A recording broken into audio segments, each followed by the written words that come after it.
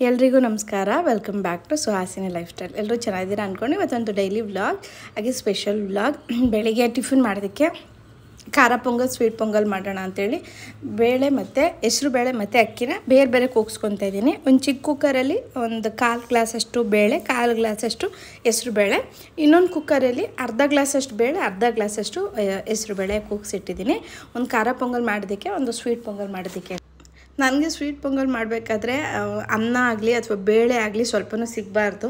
ಹಾಗಾಗಿ ಚೆನ್ನಾಗಿ ವಿಜಿಲ್ ಬಾರಿಸಿ ಆ ಬೇಳೆ ಅನ್ನ ಎರಡರದ್ದು ಸ್ವಲ್ಪನೂ ಗಟ್ಟಿಗಿರಬಾರ್ದು, ಆ ಥರ ಕೂಗಿಸ್ಕೊತೀನಿ. ಇನ್ನು ಅದನ್ನು ಚೆನ್ನಾಗಿ ಮಿಕ್ಸ್ ಮಾಡಿ ಈ ಕಡೆ ಬೆಲ್ಲ ಕರಗಿಸಿಟ್ಟಿದೆ, ಆ ಬೆಲ್ಲದ ನೀರನ್ನ ಹಾಕ್ಕೊತಾ ಇದ್ದೀನಿ. ನೀವು ಸಕ್ಕರೆ ಕೂಡ ಹಾಕ್ಕೋಬೋದು, ಸಕ್ಕರೆ ಪೊಂಗಲ್ ಥರ ಇರುತ್ತೆ. ಇನ್ನು ಅದಕ್ಕೆ ಸ್ವಲ್ಪ ದ್ರಾಕ್ಷಿ ಗೋಡಂಬಿನ ತುಪ್ಪದಲ್ಲಿ ಫ್ರೈ ಮಾಡಿಬಿಟ್ಟು ಅದನ್ನು ಹಾಕ್ಕೊತಾ ಇದ್ದೀನಿ. ಮತ್ತು ಜೊತೆಗೆ ಸ್ವಲ್ಪ ಏಲಕ್ಕಿ ಪುಡಿ ಮತ್ತು ಕೊಬ್ಬರಿ ತುರಿ ಇದಿಷ್ಟನ್ನು ಹಾಕ್ಕೊಂಡ್ರೆ ಪೊಂಗಲ್ ರೆಡಿ ಆಗುತ್ತೆ. ಎಷ್ಟು ಚೆನ್ನಾಗಿರುತ್ತೆ ಅಂದರೆ, ನೀವು ಹೆಸರುಬೇಳೆ ಪ್ರಮಾಣ ಸ್ವಲ್ಪ ಜಾಸ್ತಿ ತೊಗೋಬೇಕು, ಅಕ್ಕಿಗಿಂತ ಸ್ವಲ್ಪ ಜಾಸ್ತಿನೇ ಹಾಕಬೇಕು. ಸಮ ಹಾಕಿದ್ರೂ ಓಕೆ, ಬಟ್ ಕಡಿಮೆ ಹಾಕ್ಬೇಡಿ. ಹೆಸರುಬೇಳೆ ಸ್ವಲ್ಪ ಜಾಸ್ತಿ ಇರಲಿ, ಸ್ವೀಟ್ ಪೊಂಗಲ್ ಮಾಡಿದಾಗ ಅದು ತುಂಬ ಚೆನ್ನಾಗಿ ರುಚಿ ಕೊಡುತ್ತೆ. ಇನ್ನು ಡ್ರೈ ಫ್ರೂಟ್ಸಲ್ಲಿ ನೀವು ಬಾದಾಮಿ ಕೂಡ ಹಾಕ್ಕೋಬೋದು, ಮತ್ತು ಸಾಲ್ಟ್ ಪಿಸ್ತಾ ಇದ್ದರೆ ಬೇಡ, ನಾರ್ಮಲ್ ಪಿಸ್ತಾ ಇದ್ದರೆ ನೀವು ಅದನ್ನು ಕೂಡ ಹಾಕ್ಕೋಬೋದು. ನಾನೇನು ದ್ರಾಕ್ಷಿ ಗೋಡಂಬಿ ಮಾತ್ರ ಹಾಕ್ಕೊತಾ ಇದ್ದೀನಿ. ಇದನ್ನು ಪೊಂಗಲ್ ಕುದಿಯೋದಕ್ಕೆ ಅಂತ ಇಟ್ಟಿದ್ನಲ್ಲ, ಬೆಲ್ಲ ಹಾಕಿ ಅದರೊಳಗೆ ಹಾಕಿ ಚೆನ್ನಾಗಿ ಮಿಕ್ಸ್ ಮಾಡ್ಕೋಬೇಕು. ಏನೇ ಸ್ವೀಟ್ ಮಾಡಬೇಕಾದ್ರೂ ನಮಗೆ ಏಲಕ್ಕಿ ಪುಡಿ ಬಿದ್ರೇ ಅದು ಸ್ವೀಟ್ ಅಂತ ಅನ್ಸೋದು. ಹಾಗೆ ಸ್ವಲ್ಪ ಏಲಕ್ಕಿ ಪುಡಿ ಜೊತೆಗೆ ತುರಿದಿರೋ ಕೊಬ್ಬರಿ ಹಾಕ್ಕೊಂಡ್ರು ಅಷ್ಟೇ ಸ್ವೀಟ್ ಪೊಂಗಲ್ ಚೆನ್ನಾಗಾಗುತ್ತೆ. ಇದಿಷ್ಟು ತೆಳುವಾಗಿದೆ ಅನಿಸ್ಬೋದು, ಬಟ್ ಅದು ಕುದ್ದ ಮೇಲೆ ಗಟ್ಟಿಗಾಗುತ್ತೆ. ಪೊಂಗಲ್ ಮಾಡ್ಬೇಕಾದ್ರೆ ನೀವು ಅಡುಗೆ ಮಾಡ್ಬೇಕಾದ್ರೆ ತುಂಬ ಗಟ್ಟಿಗೆ ಮಾಡಿಬಿಟ್ರೆ ನಾವು ಅದನ್ನು ತಿನ್ನೋ ಅಷ್ಟರಲ್ಲಿ ಇನ್ನೂ ಗಟ್ಟಿಗಾಗ್ಬಿಡುತ್ತೆ. ಹಾಗಾಗಿ ಸ್ವಲ್ಪ ತೆಳುವಾಗಿ ಮಾಡಿಕೊಂಡ್ರೆ ನಾವು ತಿನ್ನೋ ಟೈಮಿಗೆ ಕರೆಕ್ಟಾಗಿ ಆಗುತ್ತೆ. ನೋಡಿ, ಕರೆಕ್ಟ್ ಹದ ಬರ್ತಿದೆ. ಈಗ ಈ ಕಡೆ ಸ್ವೀಟ್ ಪೊಂಗಲ್ ರೆಡಿ ಆಯಿತು. ಇನ್ನು ಖಾರ ಪೊಂಗಲ್ಗೂ ಕೂಡ ನಾನು ಬೇರೆ ಕೂಗಿಸ್ಕೊಂಡಿದ್ದೆ.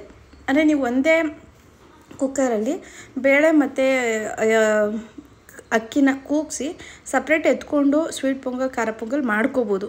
ಬಟ್ ನನಗೆ ಸ್ವೀಟ್ ಪೊಂಗಲ್ ಸ್ವಲ್ಪ ಬೆಂದಿರಬೇಕು, ಖಾರ ಪೊಂಗಲ್ ಅಷ್ಟೊಂದು ಬೆಂದಿರಬೇಕು ಅಂತ ಏನಿಲ್ಲ. ಹಾಗಾಗಿ ಬೇರೆ ಬೇರೆ ಕೂಗಿಸ್ಕೊಳ್ತಾ ಇದ್ದೀನಿ, ಸ್ವಲ್ಪ ಬೇಗನೂ ಆಗುತ್ತೆ ಅಂತ ಅಷ್ಟೇ. ಈಗ ಅದಕ್ಕೆ ನೀರು ಎಷ್ಟು ಬೇಕು ಬಿಸಿನೀರು ಕಾಯಿಸಿಟ್ಕೊಂಡಿದ್ದೆ, ಆ ಪೊಂಗಲ್ ನೀರೆಲ್ಲ ಎಷ್ಟು ಬೇಕು ಸೆಟ್ ಮಾಡಿ ಈಗ ಅದಕ್ಕೊಂದು ಒಗ್ಗರಣೆ ಮಾಡ್ಕೊತಾ ಇದ್ದೀನಿ. ಒಂದು ಪ್ಯಾನಲ್ಲಿ ಎಣ್ಣೆ ಹಾಕ್ಕೊಂಡಿದ್ದೀನಿ. ನೀವು ಯಾವ ಎಣ್ಣೆ ಬಳಸ್ತೀರಾ ಅಂತ ತುಂಬ ಜನ ಕೇಳ್ತಿದ್ದೀರಾ. ನಾನು ಕಡಲೆಕಾಯಿ ಎಣ್ಣೆ ಬಳಸ್ತೀನಿ, ಕೊಬ್ಬರಿ ಎಣ್ಣೆ ಬಳಸ್ತೀನಿ, ಹಾಗೆ ಸನ್ಫ್ಲವರ್ ಆಯಿಲು ಬಳಸ್ತೀನಿ. ಸನ್ಫ್ಲವರ್ ಆಯಿಲ್ನ ನಾನು ಫ್ರೈ ಮಾಡ್ತೀವಲ್ವ, ಬೋಂಡ ಬಜ್ಜಿ ಆ ಥರ ಏನಾದ್ರು ಕರಿಯೋ ಐಟಮ್ ಇದ್ದಾಗ ಬಳಸ್ತೀನಿ. ಕಡಲೆಕಾಯಿ ಎಣ್ಣೆ ಮತ್ತು ಕೊಬ್ಬರಿ ಎಣ್ಣೆನ ಈ ಥರ ಅಡುಗೆಗೆಲ್ಲ ಬಳಸ್ಕೊತೀನಿ. ಇವಾಗ ಇಲ್ಲಿ ನಾನು ಕೊಬ್ಬರಿ ಎಣ್ಣೆ ಹಾಕ್ಕೊತಾ ಇದ್ದೀನಿ. ಇವಾಗ ಎಣ್ಣೆ ಕಾದಿದ್ದಕ್ಕೆ ಸ್ವಲ್ಪ ಕಾಯಿ ಚೂರು ಮತ್ತು ಮೆಣಸು, ಜೀರಿಗೆ, ಸಾಸಿವೆ, ಒಣಮೆಣ್ಸಿನ್ಕಾಯಿ ಹಾಕ್ಕೊಂಡಿದ್ದೀನಿ. ಮೆಣಸನ್ನ ಹಾಗೆ ಹಾಕಿದ್ರೆ ಎತ್ತಿಟ್ಬಿಡ್ತೀವಿ ಅಲ್ವ ಸೈಡಿಗೆ, ತಿನ್ನೋದು 1-2 ತಿಂತೀವಿ ನಾವಾದರೆ, ಮಕ್ಕಳಾದರೆ ಒಂದು ತಿನ್ನಲ್ಲ, ಸೈಡ್ಗೆ ಎತ್ತಿಟ್ಬಿಡ್ತಾರೆ. ಅದಕ್ಕೆ ನಾನು ಹಾಗೆ ಹಾಕಲ್ಲ, ಚೆನ್ನಾಗಿ ಕುಟ್ಟಿ ಪುಡಿ ಮಾಡಿಬಿಟ್ಟು ಹಾಕ್ತೀನಿ. ಸೊ ಕೆಲವ್ರಿಗೆ ಹೆಸರು ಬೇಳೆ ಶೀತನೂ ಆಗಿಬಿಡುತ್ತೆ ಬೇಗ. ಹಾಗಾಗಿ ಸ್ವಲ್ಪ ಜೀರಿಗೆ ಮೆಣಸು ಎರಡೂ ಹಾಕ್ಕೊಂಡ್ರೆ ಅದಕ್ಕೆ ಅದು ಬ್ಯಾಲೆನ್ಸ್ ಆಗುತ್ತೆ. ತುಂಬ ಶೀತನೂ ಇರೋದಿಲ್ಲ. ಇದು ಕುಟ್ಟಿ ಪುಡಿ ಮಾಡಿ ಹಾಕ್ಕೊಂಡ್ರೆ ಅದಕ್ಕೆ ಬ್ಯಾಲೆನ್ಸ್ ಸರಿ ಹೋಗುತ್ತೆ ಅಂದ್ಬಿಟ್ಟು ನಾನು ಕುಟ್ಕೊಂಡು ಹಾಕ್ತೀನಿ. ಅವಾಗ ಎತ್ತಿಡೋಕ್ಕೆ ಚಾನ್ಸೇ ಇಲ್ಲ, ತಿನ್ನಲೇಬೇಕು. ಇನ್ನೀಗ ಇದಕ್ಕೆ ಹಸಿರು ಮೆಣಸಿನ್ಕಾಯಿ ಮತ್ತು ಕರಿಬೇವಿನ ಸೊಪ್ಪು ಹಾಕಿ ಒಂದು 1/4 ಸ್ಪೂನಷ್ಟು ಅರಿಶಿನ ಹಾಕ್ಕೊಂಡಿದ್ದೀನಿ. ಪೊಂಗಲ್ ಸ್ವಲ್ಪ ಕಲರ್ ಬರಬೇಕಲ್ಲ, ಅದಕ್ಕೋಸ್ಕರ. ಈಗ ಏನು ಒಗ್ಗರಣೆ ಮಾಡ್ಕೊಂಡಿದ್ದೀವಿ, ಘಮ್ ಅಂತ ಇರುತ್ತೆ, ಜೀರಿಗೆ ಮೆಣಸು ಕರಿಬೇವಿನ ಸೊಪ್ಪೆಲ್ಲ ಬಿದ್ದಿರೋದು, ಅದು ಘಮ್ಮನ್ನು ಅರೋಮ ಬರೋವರೆಗೂ ಹುರ್ಕೊಂಡು ಈಗ ಇದನ್ನು ಪೊಂಗಲ್ಗೆ ಮಿಕ್ಸ್ ಮಾಡಿಕೊಂಡ್ರೆ ಆಯಿತು.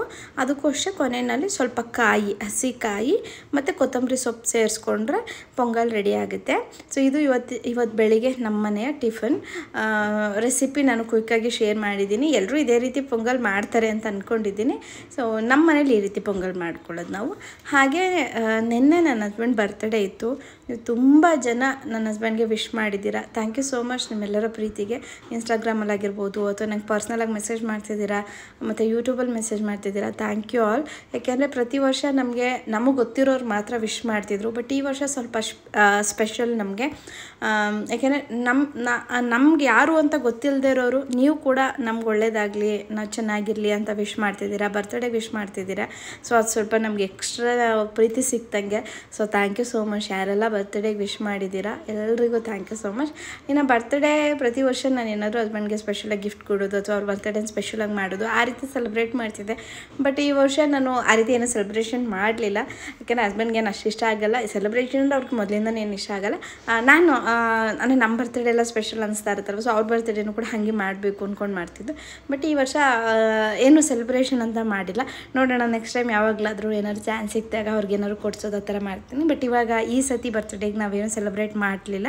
ನೈಟ್ ಒಂದು ಸಿಂಪಲಾಗಿ ಕೇಕ್ ತಂದು ಕಟ್ ಮಾಡ್ಕೊಂಡ್ವಿ ಅದಷ್ಟೇ. ಆ್ಯಂಡ್ ಕೇಕ್ ತಂದಿದ್ದು ಕೂಡ ಅವ್ರಿಗೆ ಗೊತ್ತಿರಲಿಲ್ಲ. ಯಾಕಂದರೆ ನಾನು ಹೇಳ್ತಾ ಇದ್ದೆ ನಾಳೆ ಸಂಜೆ ನೀನೇ ಬರ್ಬೇಕಾದ್ರೆ ಕೇಕ್ ತಂದುಬಿಡು ಜೊತೆಯಲ್ಲಿ ಅಂತ. ಸೊ ಅವ್ರು ಅಂದ್ಕೊಂಡ್ರು ಅಂದರೆ ನಾಳೆ ನಾನು ಬರ್ಬೇಕಾದ್ರೆ ತರ್ತೀನಿ ಬಿಡು ಪರವಾಗಿಲ್ಲ ಅಂದ್ಕೊಂಡು ಇದ್ದರು. ಸೊ ಅವ್ರಿಗೆ ನಾನು ಕೇಕ್ ತಂದಿರೋದು ಕೂಡ ಗೊತ್ತಿಲ್ಲ. ಹಾಗೆ ಸಾಮಾನ್ಯ ಪಪ್ಪಂಗೋಸ್ಕರ ಒಂದು ಲೆಟರ್ ಎಲ್ಲ ಬರ್ತಿದ್ದ. ಸೊ ಅದು ಅವ್ರಿಗೆ ಸರ್ಪ್ರೈಸ್ ಅಂತ ಆಯಿತು. ಸೊ ಈ ಥರ ಚಿಕ್ಕ ಪುಟ್ಟದ್ರಲ್ಲಿ ತುಂಬ ಖುಷಿ ಪಡ್ತಾರೆ. ತುಂಬಾ ಖುಷಿ ಅವ್ರ ಮುಖದಲ್ಲಿ ಕಾಣಿಸ್ತಾ ಇರುತ್ತೆ ಈ ಸಣ್ಣ ಪುಟ್ಟ ವಿಷಯದ ಸರ್ಪ್ರೈಸ್ಗಳು. ಸೊ ಅವ್ರಿಗೆ ಈ ಥರದ್ದು ಜಾಸ್ತಿ ಹೆಚ್ಚು ಖುಷಿ ಕೊಡುತ್ತೆ. ಇನ್ನು ಟಿಫನ್ ಮಾಡಿ ಸ್ವಲ್ಪ ಹೊತ್ತು ರೆಸ್ಟ್ ಮಾಡಿ ಮಧ್ಯಾಹ್ನ ಚಿಕನ್ ಮಾಡೋಣ ಅಂತೇಳ್ಬಿಟ್ಟು ನಾನು ಹಸ್ಬೆಂಡ್ ಹೊರಗಡೆ ಹೋಗಿದ್ವಿ. ಸ್ವಲ್ಪ ತರಕಾರಿ ಎಲ್ಲ ಬೇಕಿತ್ತು. ಬಿಸಿಲು ಜಾಸ್ತಿ ಇರೋದ್ರಿಂದ ಸಾಮಾನ್ಯನ ಕರ್ಕೊಂಡು ಹೋಗಲಿಲ್ಲ. ಅವ್ನ ಮನೇಲೇ ಬಿಟ್ಬಿಟ್ಟು ಹೋಗಿದ್ವಿ. ಸೊ ನಾವು ಅವನು ಕೂಡ ನಾನು ಬರಲ್ಲ ಅಂತ ಇದ್ದ. ಏನೋ ಟಿ ವಿ ಏನೋ ನೋಡೋದಕ್ಕೇನೋ ಬರಲ್ಲ ಅಂತ ನೆನ್ಕೊಂಡು ನಾವು ಹೋದ್ವಿ. ಬಿಸಿಲು ಬೇರೆ ಇತ್ತಲ್ವ, ಇರಲಿ ಮನೇಲೇ ಅಂತ. ಆದರೆ ನಾವು ಬರೋ ಅಷ್ಟರಲ್ಲಿ ಆ ಲೆಟರ್ ಬರೆದಿಟ್ಟಿದ್ದಾನೆ ನೈಟ್ ಅವ್ರ ಪಪ್ಪಂಗೆ ಬರ್ತ್ಡೇ ಕೊಡೋದಕ್ಕೆ ಅಂತೇಳಿ. Family welcome back. ಮತ್ತೆ ಮಧ್ಯಾಹ್ನದಿಂದ ವ್ಲಾಗ್ ಶುರು ಮಾಡ್ತಿದ್ದೀನಿ. ಅಡುಗೆ ಮಾಡಬೇಕು. ಮಧ್ಯಾಹ್ನ ಆಗೇ ಹೋಯ್ತು ಟೈಮು. ಸೊ ವ್ಲಾಗ್ ಅಡುಗೆ ಚಿಕನ್ ಮಾಡೋಣ ಅಂತ ಹೊರಗಡೆ ಹೋಗಿ ಬರೋಷ್ಟರಲ್ಲಿ ಸುಸ್ತಾಗೋಯ್ತು. ಏನು ಬಿಸಿಲು ಅಂದರೆ ಬಿಸಿಲು ಯಪ್ಪ. ಸೊ ಚಿಕನ್ ಮಾಡೋಣ ಅಂತ ಎಲ್ಲ ರೆಡಿ ಮಾಡ್ಕೊತಾ ಇದ್ದೀವಿ. ಸಾಮಾನ್ಯವ್ರು ಇಲ್ಲಿ ಏನು ಮಾಡ್ತಿದ್ರಿ ಕಂದ? ಸ್ವಿಮ್ಮಿಂಗ್ ಹೋಗಿ ಬಂದ ಅಲ್ಲಮ್ಮ. ರಜೆ ಶುರುವಾಗಿದ್ದು ಅವ್ನ ಮಜಾ ಕೇಳಲೇಬೇಡಿ. ಇನ್ನೇನೇನು ಮಾಡಬೇಕು ರಜದಲ್ಲಿ? ಆಟ, ಫೋನು, ಆಟ, swimming, T V, main T V, phone ಮುಂದಿದೆಲ್ಲ ಆಮೇಲೆ ಅಲ್ಲಪ್ಪ. ಏನಿದೆ ಇಲ್ಲಿ ಮುರ ಅಲ್ಲಿ ಕರ ದಬ ಸೌಂಡು ಮ್ಯೂಸಿಕ್ ಸಿಸ್ಟಮ್ಗಳು. ಸೊ ನಂಗೆ ಉಪ್ಸಾರು ಮಾಡ್ಕೊಡ್ತೀವಿ. ಸೊ ಚಿಕನ್ ಮಾಡಿಬಿಟ್ಟು ಊಟ ಮಾಡಿಬಿಟ್ಟು ಮತ್ತು ವ್ಲಾಗ್ ಕಂಟಿನ್ಯೂ ಮಾಡ್ತೀನಿ. ಇನ್ನು ಚಿಕನ್ ಸಾರು ಹಾಗೆ ಅದನ್ನು ಸಾಂಬಾರಿಂದ ಎತ್ತಿ ಅದನ್ನು ಪೆಪ್ಪರ್ ಡ್ರೈ ಕೂಡ ಮಾಡಿದ್ದೆ. ಯಾರಿಗಾದ್ರು ಇದ್ರದ್ದು ರೆಸಿಪಿ ಬೇಕಿದ್ದರೆ ಕಮೆಂಟಲ್ಲಿ ಮಾಡಿ. ಇದನ್ನು ಬಸ್ಸಾರು ಅಂತ ಕೂಡ ಅಂತಾರೆ. ನಾವು ಮೊಟ್ಟೆ ಕೋಳಿ ಬಸ್ಸಾರು ಥರ ಮಾಡಿ ಅದ್ರ ಚಿಕನ್ ಪೀಸ್ ಎಲ್ಲ ತೆಗೆದು ಅದಕ್ಕೆ ಪೆಪ್ಪರ್ ಡ್ರೈ ಥರ ಮಾಡ್ಕೊತೀವಿ. ರೆಸಿಪಿ ಬೇಕಾದ್ರೆ ಕಮೆಂಟ್ ಮಾಡಿ, ನಾನು ಖಂಡಿತವಾಗ್ಲೂ ಶೇರ್ ಮಾಡ್ತೀನಿ. ಇನ್ನು ನೈಟ್ ಊಟ ಎಲ್ಲ ಮಾಡಿದ್ರೆ ನಾವು ವ್ಲಾಗ್ ಮಾಡಲೇ ಇಲ್ಲ. ಮತ್ತು ನೈಟಿಂದ ಕಂಟಿನ್ಯೂ ಮಾಡಿ 1:50 ಆಗ್ತದೆ. ಇವತ್ತು ನಾಳೆಗೆ ನಮ್ಮ ಪತಿರಾಯರ ಬರ್ತ್ಡೇ. ಅದಕ್ಕೆ ಸಾಮಾನ್ಯ ಸರ್ಪ್ರೈಸ್ ಗಿಫ್ಟ್ ಕೊಟ್ಟಿದ್ದಾರೆ. ಏನಿದು? Santosh G happy birthday. Star ಯಾರಪ್ಪ? ಸ್ಟಾರ್ ಯಾರು? ಪಪ್ಪ ಸ್ಟಾರ್. ಅದ್ರ ಪಕ್ಕದಲ್ಲಿ ಏನೋ ಸ್ಮೈಲಿ ಹಾಕಿದ್ಯಾ? ಈ ಸಾಮಾನ್ಯನೇ ಬರ್ದಿರೋದು. ಇದು ಬರ್ದಿರೋದು ನನಗೆ ಗೊತ್ತಿಲ್ಲ. ಏನು ಐ ಲವ್ ಅಪ್ಪ ಟು ಪಪ್ಪ ಅವರೇ ಆಪ್ ಟು ಅಂತ ಬರ್ತಾರೆ. ಹ್ಯಾಪಿ ಹ್ಯಾಪಿ ಬರ್ತ್ಡೇ ಇದ್ಯಾರು ಡ್ರಾಯಿಂಗ್ ಮಾಡಿರೋದು? ಯಾರಿದು? ಯಾರು? 3 ಜನ. ಅಮ್ಮ ಯಾರು ತೋರ್ಸ್ಬಾರಿ? ಇದ್ರಲ್ಲಿ ಜುಟ್ಟಿರೋದಾ ಅಲ್ಲ ಮಧ್ಯದಲ್ಲಿ ಇರೋದಾ? ಇದಿರ್ಬೇಕಾರೋ ಇದಾ ಅಮ್ಮ? ಬರ್ದಿದ್ಯಾ? ನಾನು ಡುಮ್ಮಿ ತರ ನೀನು ಅದ್ ನೀನಾ? ಪಪ್ಪ ಹಾರ್ಟ್ ಇರೋದು ಪಪ್ಪ ಅಂದ್ರೆ ಬಲೂನ್ ಹಿಡ್ಕೊಂಡಿರೋದು. ಹ್ಯಾಪಿ ಬರ್ತ್ಡೇ ಅದುವೇ.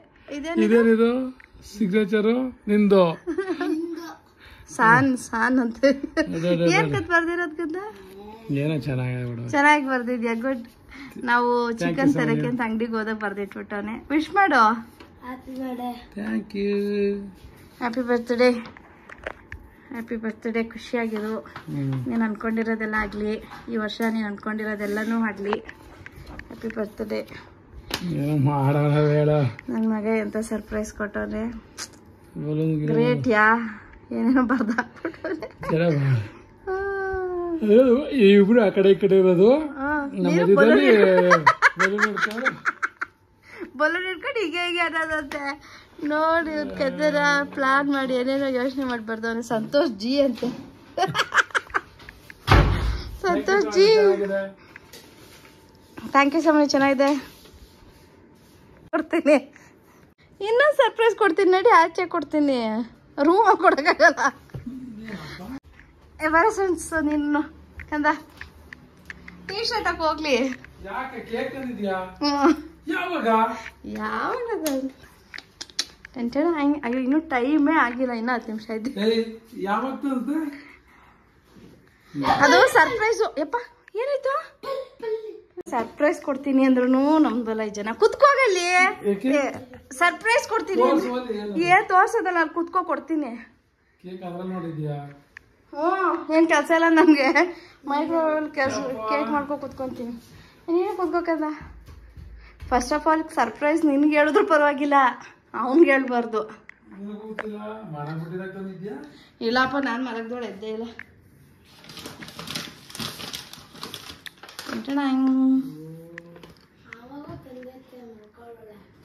ಓಪನ್ ಮಾಡಿ ಹೆಂಗೈತೆ ನಾನು ನೋಡಿಲ್ಲ. ಅದೇ ನಾನು ಹೇಳಿ. ಬೆಳಗ್ಗೆ ನೀನು ಸ್ವಿಮ್ಮಿಂಗ್ ಹೋಗಿದ್ರಲ್ಲ,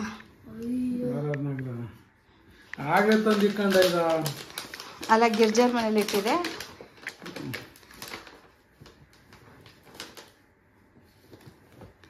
ಹಂಗಿದೆ ಸರ್ಪ್ರೈಸ್.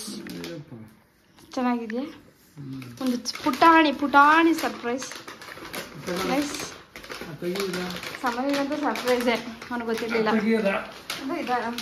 ಹಂಗೆ ಇಟ್ಕೊಂಡು ಕಟ್ ಮಾಡ್ತೀಯ? ಬೇಡ.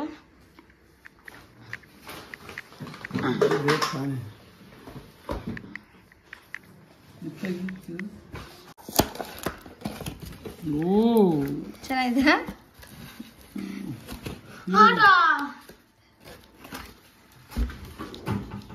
ಅಲ್ಲ ಅದ್ರ ಮೇಲೆ ಏನು ಬರೆಯಕ್ಕೆ ನಾನೇ ಹೇಳಿಲ್ಲ, ಸ್ಪೇಸ್ ಚಿಕ್ಕದಿರುತ್ತಲ್ಲ.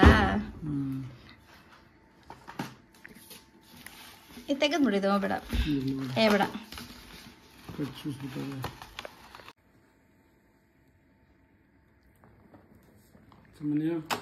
Happy birthday ಸಮನ್ಯ.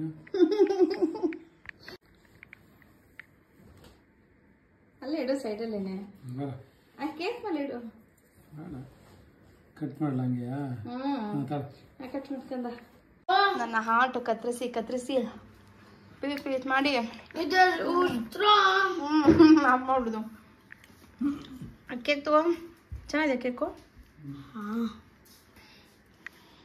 ಹಾರ್ಟ್ನ ಕತ್ತರಿಸಿ ಪೀಸ್ ಮಾಡಿ. ಯಾವಾಗ ವಿಡಿಯೋ ಸ್ಟಾರ್ಟ್ ಮಾಡಿದೆ? ವಿಡಿಯೋ ಎಂಡೇ ಮಾಡಿಲ್ಲ. ಆವಾಗ ಮಾಡಿಲ್ಲ ಸ್ಟಾರ್ಟ್ ಮಾಡೋಕ್ಕೆ. ಆವಾಗ ಪಾಪಂ ತಿನ್ಸಮ್ಮ. ಚೆನ್ನಾಗಿದೆ ಕೇಕ್. ನೈಸ್.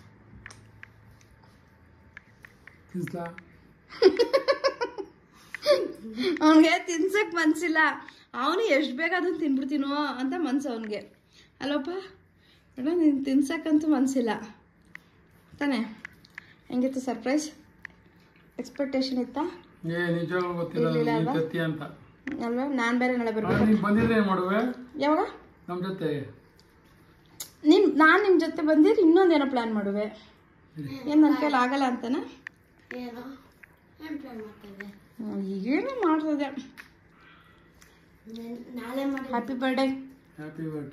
ಯಾರಿಗೆ? Happy birthday. ಚೆನ್ನಾಯ್ತಾ ಕೇಕು?